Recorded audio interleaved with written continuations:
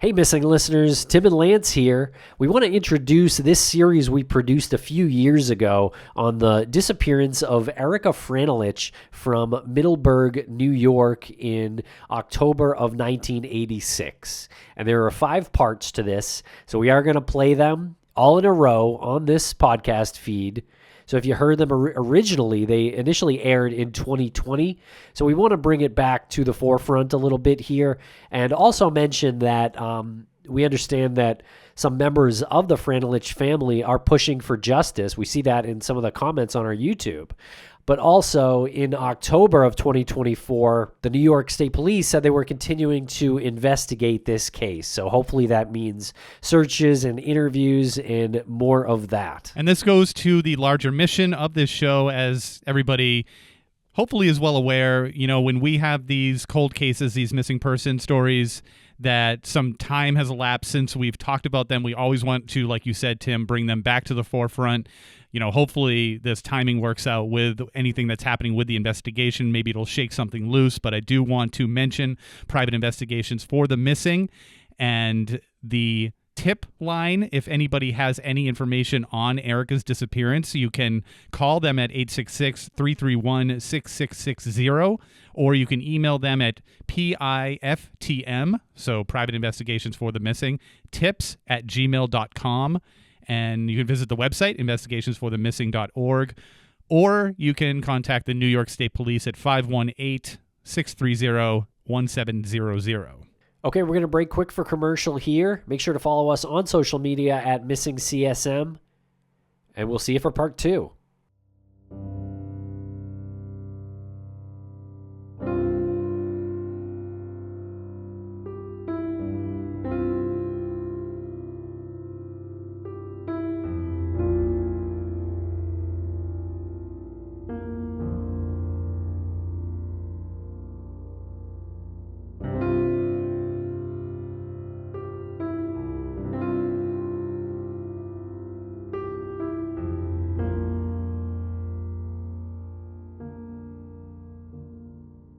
Welcome back to Missing. I am Tim here today with Lance. Lance, how are you today? I am doing very well today. How are you, Tim? I'm doing really well, Lance. You know, this week for Crawl Space Media and for the nonprofit that we are on the board of, namely Private Investigations for the Missing, started by missing person Brianna Maitland's father, Bruce Maitland. This is a big week for Private Investigations for the Missing. Yeah, this is pretty big because this is the first time that Private Investigations for the Missing is working with 2 investigators on a case. These investigators are working pro bono. It's the first time that we can see Private Investigations for the Missing in action. That's right. And those 2 private investigators are well known to our audience, especially if you've listened to the Brianna Maitland series on both feeds, that being Crawlspace and Missing Maura Murray feeds. And the private investigators are Greg Overacker and Lou Barry. And as you said, they are doing this case pro bono as asked by Bruce Maitland to sort of publicize the nonprofit a bit more. And this is what they've come up with. And I got to say, it's pretty jaw-dropping information. The case they're working on is Erica Jane Franolich, and she's been missing since October 13th, 1986. She was 26 years old when she went missing. There was a number of reasons why they picked this case. One, the availability of people who were involved with the case. They were able to speak with these people, persons of interest who they were able to speak with, and just the geographic location, the solvability. And Bruce had reached out to them and said, use your best judgment on which case you want to start with. That's right. And so this is really the goal of Private Investigations for the Missing. So this is why this service is so important and needs to be funded. And we want to remind you there is a link to donate in the show notes. There's a GoFundMe, and there's also a website. It's investigationsforthemissing.org. Check it out. And there's also some social media pages. You can find those links in the show notes too. And you know, it would be great if all of this could be done for no money, but when you need to look into a case as deeply as these 2 have looked into Erica's case, you have to pay for hotel rooms, you have to pay for food, you have to pay for travel, you have to pay for a number of miscellaneous expenses, and all of those expenses add up. And these 2, Lou and Greg, were generous enough to say, hey, we got it this time.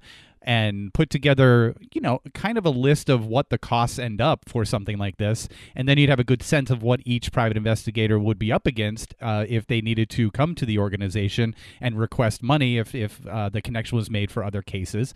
So it's a good starting point. It's a great case that they're starting on. It's an invaluable service to the family. And then we're going to have a really good template for future cases.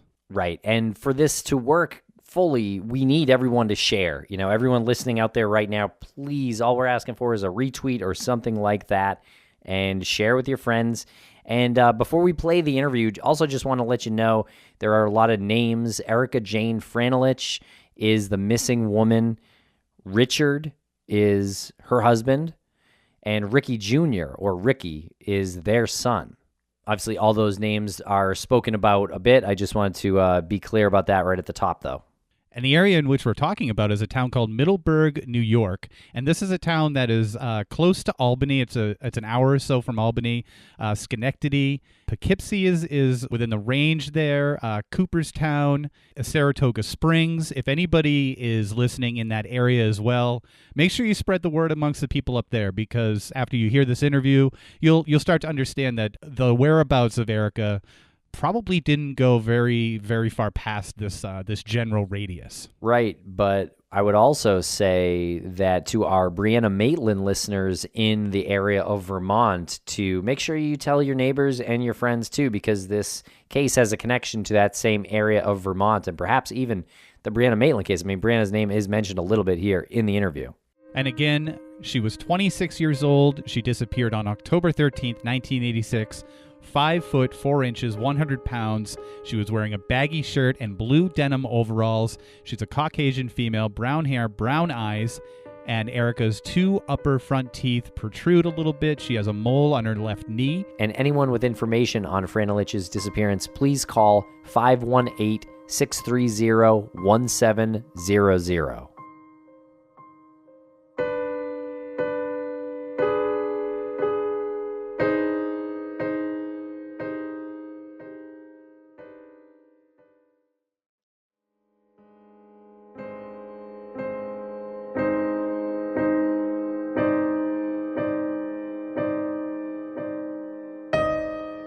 Welcome back, Greg Overacker and Lou Barry. How's it going, gentlemen? Good. Good. Great. Well, how are you guys holding up in this environment? Are you sequestering yourselves in your respective homes, or are you still out and about doing superhero work? I'm deep in the bunker. Yeah, I'm pretty much grounded myself. Okay, well, that's good news. Well, we are here today to discuss a missing person case that you fellas are working pro bono for private investigations for the missing. Yeah, it's an interesting one, too. Is this the first case from private investigations for the missing that has been assigned to licensed investigators? Yeah, really, except for working on Brianna's case. I think this is the first one that the nonprofit has taken on. That's awesome. Yeah, great step. This was asked, Bruce asked us to decide on one to work as the first case for the nonprofit, because we don't consider Brianna's for the nonprofit. So we were asked to choose one, and because we weren't getting paid, we wanted to choose one that was kind of between the two of us, which, I'm here in New York and he's there in Massachusetts. And how far apart are we, Lou? Like 3 hours? Yeah, probably 2.5, something like that. Yeah. So we tried to pick something that was kind of easy access for both of us. It didn't really work out that way too well, but Lou had initially found one. Why don't you tell him about that one, Lou? Yeah, there was a local case that I was somewhat familiar with, and I actually sat down with the family members, and it's definitely a solvable case, but just for a variety of reasons, particularly some of the people that we were dealing with, it wasn't real practical for us to take it up at this point in time, simply because Greg is, 2.5 hours away, and it's the type of case where you really needed multiple people at the same time working on it. So we met with them, discussed it with Bruce, and decided it probably wasn't a good case to take on right now.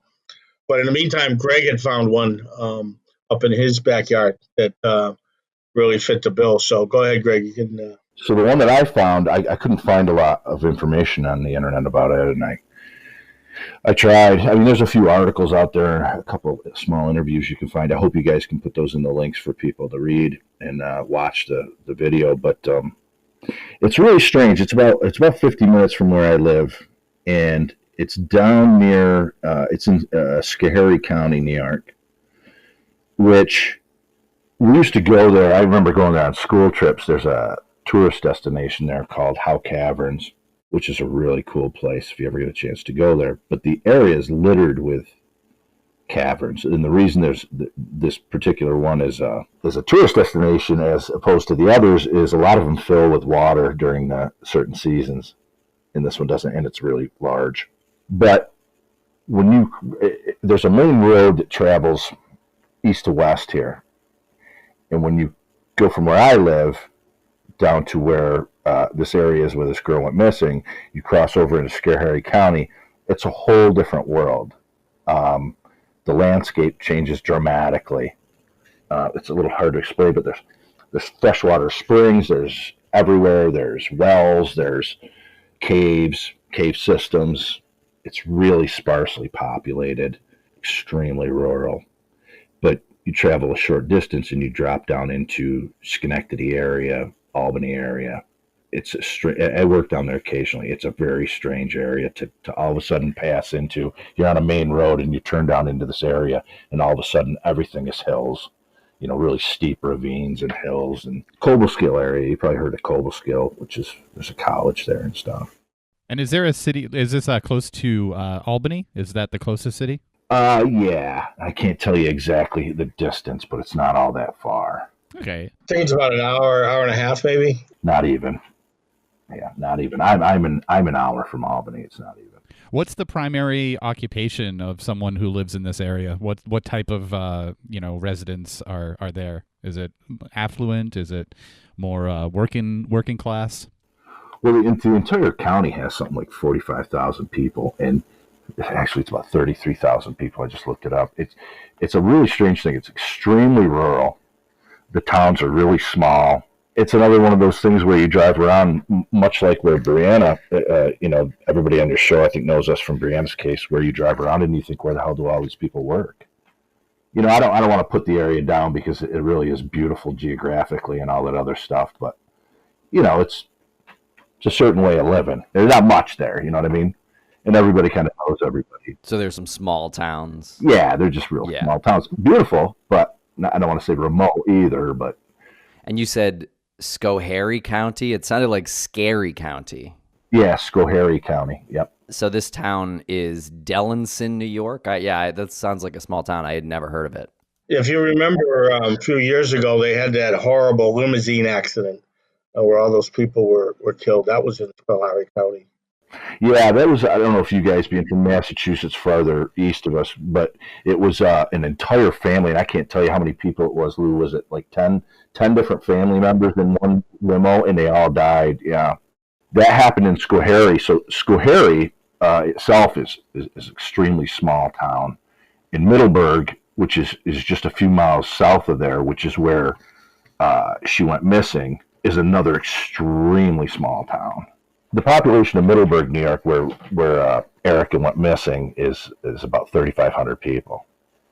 So they're small towns. Dellinson actually is near Schoharie. It's near both, but it's not even a town. It's how would you put that? It's all rural. It's like I think it's listed as a town, but it's there's nothing there. I mean, it's not like there's actually a town center or anything like that. Right. Okay. Well, now that we've learned a little bit about the area that this disappearance took place in, can you tell us a little bit about Erica Jane, and I believe her maiden name was Poprafsky? Yeah. Erica was from Michigan. She's from Waterford, Michigan, large family. She met her husband. They were on a crew that was doing construction, traveling around the country, right? They met out in Texas. Yeah. So Erica was traveling with her son, Christopher, and Christopher's father. He worked on a crew that laid cable, or installed cable, I'm sorry. these guys would be in groups. They would work in large groups of different guys from all different areas. She ended up meeting a man named Richard Franolich, and she ended up being with him. And they ended up getting married in Texas. They also had a child together named Ricky, Richard Jr. It's kind of a convoluted bit of a story, but Richard and Erica travel around with this work crew, and they travel quite a bit, actually. They end up in Michigan in 1986, where Erica's family is. She's a really large family. They stay with Erica's sister, Rhonda. I speak to Erica's sister, Nada, N-A-D-A, quite often, and she describes their relationship as not good. I mean, a lot of drug use, a lot of physical abuse. She basically stays at a few family members out in Michigan, and the family, they're a burden to the family because they're constantly fighting and in trouble. So Richard ends up taking off with Ricky. She has her son Christopher and Ricky and Richard. Richard ends up taking off with Ricky and goes back to New York and leaves the son there. Why did he take off? Why did he split up with her? Was this a permanent split? Yeah, they're at odds. It's in reality, it's a brutal relationship, a really brutal relationship. A volatile relationship. Yeah, really volatile relationship. And at so Eric is trying to keep an eye on him there in Michigan because she doesn't want him taken off. He actually puts both kids in the car to make her believe that he wouldn't leave with the other son, Christopher, who's not his. He drives about a half mile down the road and kicks Christopher out of the car and tells him to walk back home, and takes off with his son, Ricky. And can you remind us how old each of those kids are? Geez, I think that he was like 6 years old at the time, Christopher was. Sorry, he instructed a 6-year-old to walk home? Yeah. Eric and Richard are traveling around. They've got with them Christopher, her son with Tommy, who works on the crew but is now no longer in the picture. And they've got Richard and her son Ricky, their son Ricky. They go back to Waterford, Michigan. They stay with Rhonda, her sister. They stay with Mike, her brother. It's a volatile relationship. The family's not happy with them there. They don't have any money. They're kind of, whatever. It's not good. They're doing drugs and things like that. He's trying to get away from her, and she doesn't want him to.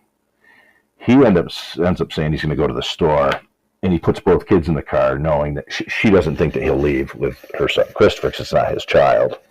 So he drives up the road about a half mile. She lets him go to the store, obviously, because he got both kids.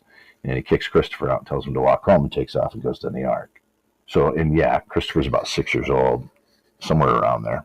Once she realizes what's happened, she ends up sending Christopher down to Arkansas to live with his grandparents, to stay with his grandparents. And she contacts Richard in New York and heads for New York. She wants to get her son back, and she wants to reconcile with Richard. She arrives in Dellinson. She gets a friend to actually drive her there. As far as I can tell, it's probably a 10-hour drive. Her and Richard take up again. Again, it's a volatile relationship. They're staying with Richard's family now. Different family members. They're still doing drugs. It's an issue. At one point, they end up living in their car. So it's the three of them, Richard, Erica, and Ricky, who's about 2 years old. It's just not good. The family members are not happy when they do stay with them and stuff like that. There's talk of Erica stealing from the family members and things like that. We don't know if that's true or if that's something that they made up. They're in these little towns of Schoharie and Middleburgh are nearby. They end up at a bar in Middleburgh. Again, a population of about 3,500 people. And it's October 13th, 1986. She steps out of the bar and gets on a payphone, and she calls her brother Mike, and she tells Mike, she says she's in fear for her life, that her and Richard are having problems. They've been fighting, and that she thinks he's going to kill her. They're seen fighting in the bar. They're seen fighting outside of the bar. There's witnesses to that. The phone call is verified. Her brother says this, but then they actually verified the phone call that was made from the bar, the payphone outside the bar. It's actually, I've been there, it was attached right outside the door It was a 49-minute phone call to the brother. She said some odd things to her brother Mike. She stated that he said, well, you know, call the police. If this is this bad of an issue, you need to call the police. She said, I can't. He said, why? She said, well, because they're in on it. She said, there's a cop here with us. That I could never decipher. And we'll be right back after a quick word from our sponsors. Thanks to our sponsors, and now we're back to the program. So you said there was a 49-minute phone call with Erica and her brother Mike. Yeah. And he told her to go to the police, and she said she couldn't. Yeah, she from what he says, she told him that I can't go to the police. The police are here with us. There's a cop here with us. Quick question. There was a cop here with us being here with us at the bar they were at? Yeah, she said that you know, they were there with a group of people, and that there was a cop in the bar that was with them. It's kind of a sad story, actually. After she went missing, her mother got a brain tumor and ended up passing away after a while. But father's passed away. She had a brother who just passed away, who was really ill, who I liked a whole lot. I used to talk to him once in a while in the evenings. And our brother Mike, who took this phone call, has MS.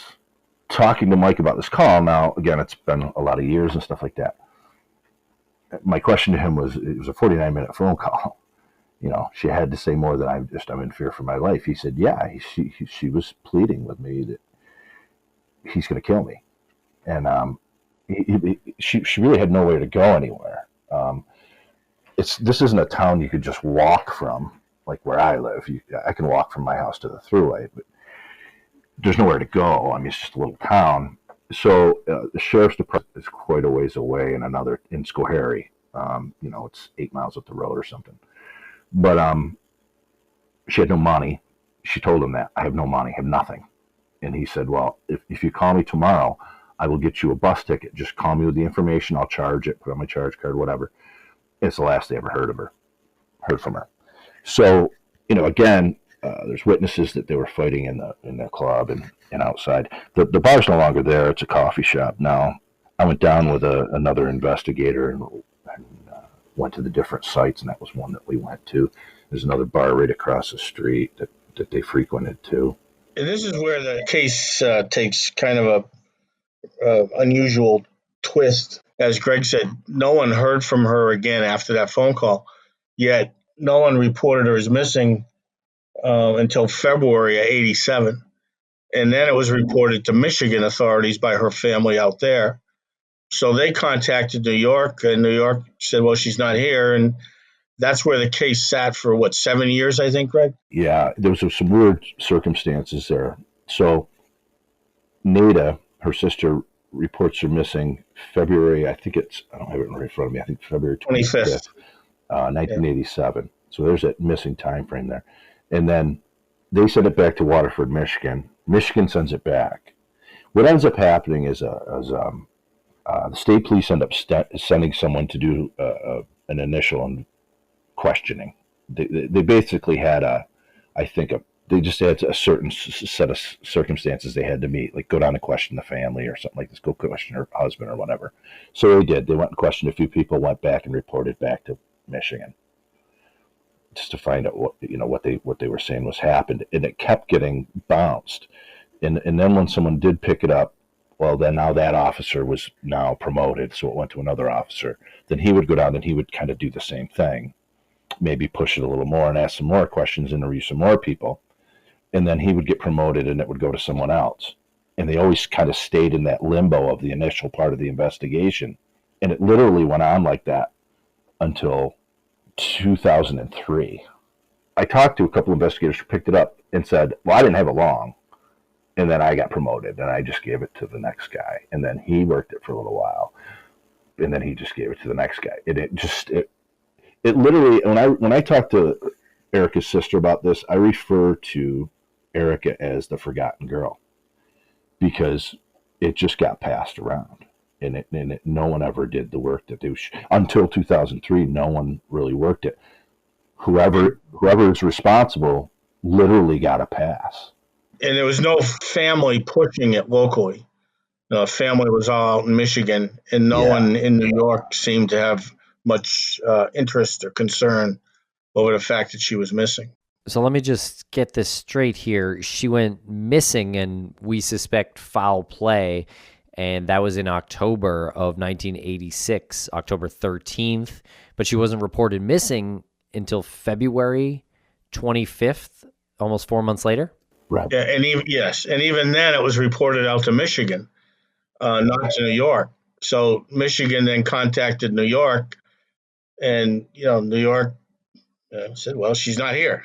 Yeah. So they sent it back, and then Waterford sent it back to here, and then they finally sent somebody up to ask some questions, and then it just kept getting bumped and bumped and bumped and bumped. And like Lou said, that like the family's out in Michigan, so there wasn't somebody here to poke and prod at the police. And again, I don't hold that against the police. The police are the police. They have things to do. They're busy and they're short-staffed.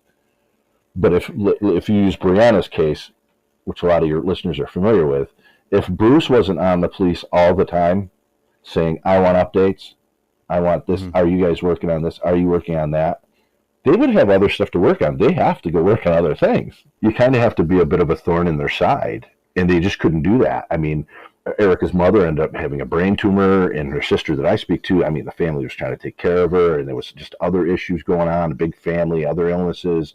The parents passed away. It was literally the father died of a broken heart kind of thing. At one point, her two brothers showed up in New York and started causing issues, I guess. So they were actually told to leave, or else they could face some charges themselves. They came down and not with the police, but they ended up going to the Franolich family homestead. It's like a farmhouse. There's no farm there, but it's like a farmhouse on a property, and we're giving people shit.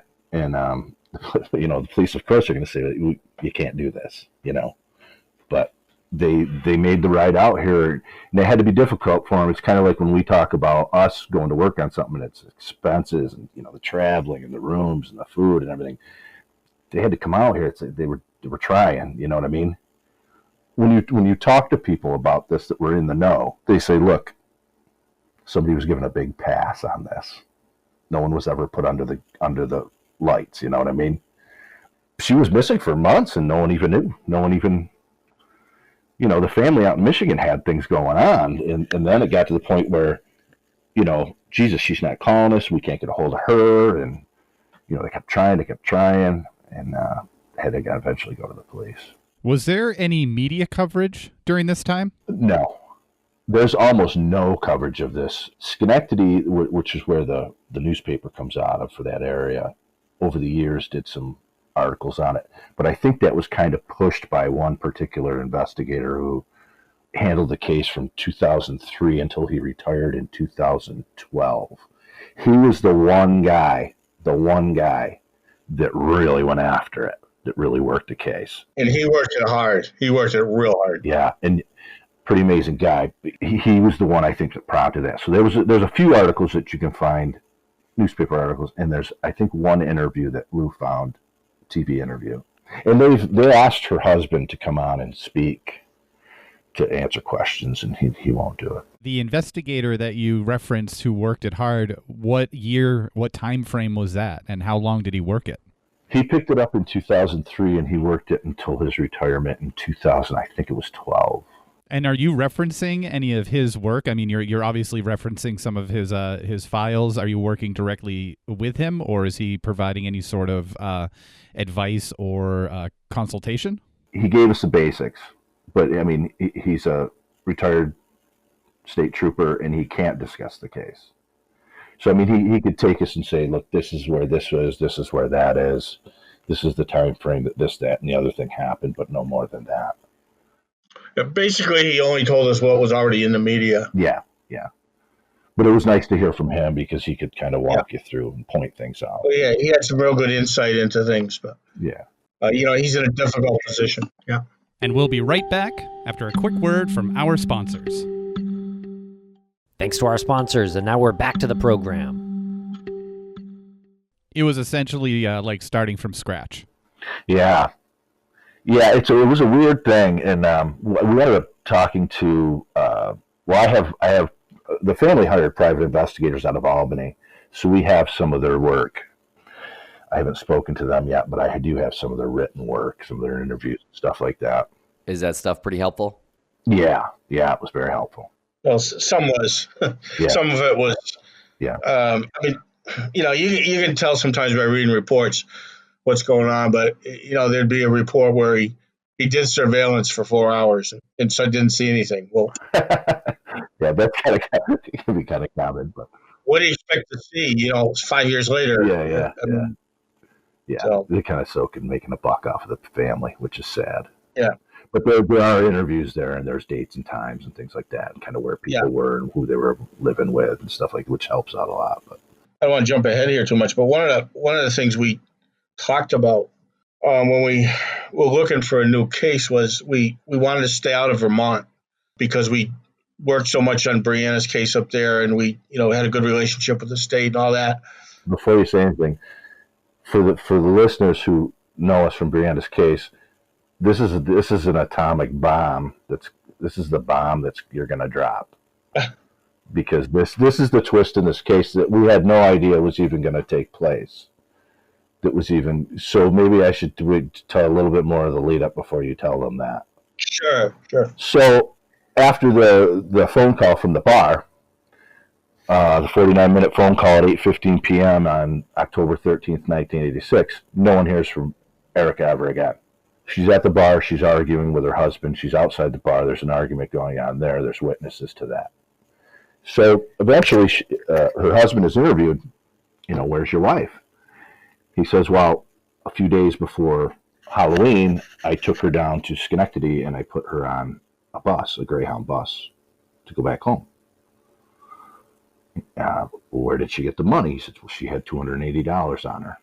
Put her on the bus and she took off. That's the last I ever saw of her. Basically, that's his out. This is why I didn't report her missing, because I thought she went back home. How do you guys find that story? Well, we know that it's not true. We know that it's, for an absolute fact, it never happened. And I can't really go into that. But we know that no one believes it. They don't even believe it. But that's the story he still tells, and his brother tells. And this is the story he's told the family and stuff like that too. But they don't believe him either. But to this day, if you ask him, that's the story he'll tell. Well, I dropped her off at a few days before Halloween. I dropped her off at the bus stop, and that's the last I ever saw of her. So they got a big family. Her husband's family is large. They live in this farmhouse, and there's a couple other properties there that are associated with the farmhouse and the family or whatever. His brother is a brother, Joseph, who moves away and eventually moves up north. And, well, they actually both resided in Schenectady for a while. They kind of hopped around that area a little bit. Real bad drug problem involved, too. Kind of leaving his child, Ricky, Erica's and his son, with different people. One being Joe's wife, who Joe leaves. But eventually, Joe moves north, and Richard follows. And one of the reasons is, at least it's surmised by everyone who's ever been involved with this case, every investigator, is that if he hangs around Dellinson, the Middleburgh, Schoharie area, everyone thinks he killed his wife. Not some people, everyone. So even today, when you go down there, and I don't even know the people down there, and I go down there and start asking questions and hang up a poster, this first thing people say is he killed her. And he's a young guy. Everyone's eyes are on him. No one bothered him for the longest time. I mean, they came and asked him questions after a while, but it took a while before anyone even asked him. And then they just left. They just asked him some questions, took a statement, and left. Left him alone again. He ends up moving down to Schenectady, lives there for a while. And then this is where this is the bomb of this whole story. Yeah, so at some point, Joe decides to leave the area, and he moves, like Greg said, up north. But he moves up north to northern Vermont, soon to be followed by Richard. Now, all of a sudden, our focus has shifted from New York back up to familiar territory again in the St. Albans area of Vermont. So I started contacting some people up there to see if anyone knew them. And lo and behold, young Ricky had dated one of Brianna's best friends in high school. All of a sudden, the two cases kind of collide together. So Richard Franolich's wife mysteriously goes missing in Middleburgh, New York. He moves up to Vermont, and you could hit a golf ball from where he lives, just about, to where Brianna Maitland went missing. Okay, so what's going through your heads when you learn of this information? Are you just thinking this is total coincidence and, the universe is dealing you some sort of a, sense of humor? Yeah, I would say that, certainly a coincidence. Whether it's more than that remains to be seen. Yeah, that's a horrible set of luck to have your wife go missing and move up to northern Vermont and have a young girl go missing that's literally the distance of just a township away. Yeah, and his son's ex-girlfriend's best friend. Yeah, strange. So Richard now lives in northern Vermont, and we happen to know that we have a lot of listeners in that area because of the Brianna Maitland disappearance coverage that we do, obviously, with you guys, too. So we know a lot of people from that area do check in to the show. So, well, that's pretty wild that he's in that same area. It is. I called Lou and I said, Lou, you're not going to believe this. Because I had been working the case down here, and I said, Richard moved to Vermont. And I told him where, and he said, he did a little check, and he said, you're not going to believe this. Richard's son, Ricky, dated one of Brianna's best friends. So what are the chances of that? What are the chances that your wife goes missing and you move to Vermont and you move to an area and then suddenly this young girl goes missing? I don't know. I don't know if that's a coincidence. I don't know. I can't, But I don't think anyone's ever noticed that before. Well, how long has he been up in that area of northern Vermont? So I think they moved up there around 92. So Joe moves up there, his brother Joe, and Richard moves up there, follows him, and take up residency there. Now, the whole thing just, seems odd. I mean, I spoke to him briefly, and the conversation kind of went south pretty quick, but, he never reported her missing. Of course, his answer to that is, well, I put her on a bus. I didn't know she was missing. But he also never tried to have her claimed deceased or anything like that. I mean, yeah, he's never looked for her. He'll tell you he did. He never looked for her. And we know that the bus story is complete and utter bullshit. It's not true. It's not even close to being true. Factually, we know that it never happened. So did he know Brianna or any connection like that?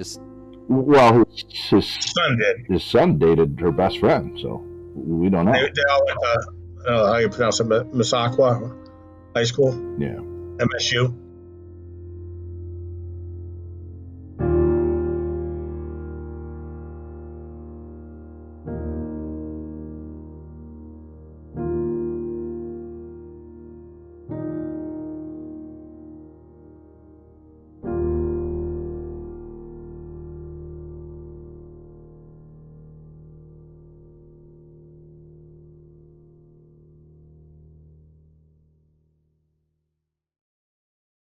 When a person goes missing, their loved ones often find themselves overcome with worry and grief. Bruce Maitland started the 501c3 nonprofit organization Private Investigations for the Missing because he knows this feeling all too well. When Bruce's daughter Brianna disappeared in March 2004, he was surrounded by licensed private investigators dedicated to finding her.